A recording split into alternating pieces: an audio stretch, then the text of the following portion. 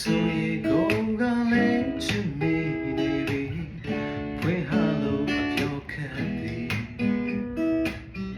အချင်နာရိပုံမျိုးချုံလုံးမျိုးမြတ်အန်ချီ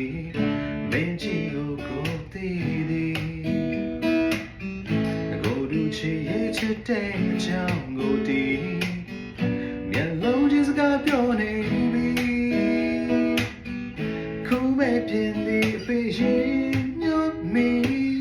အခုတော့တမင်ဟာ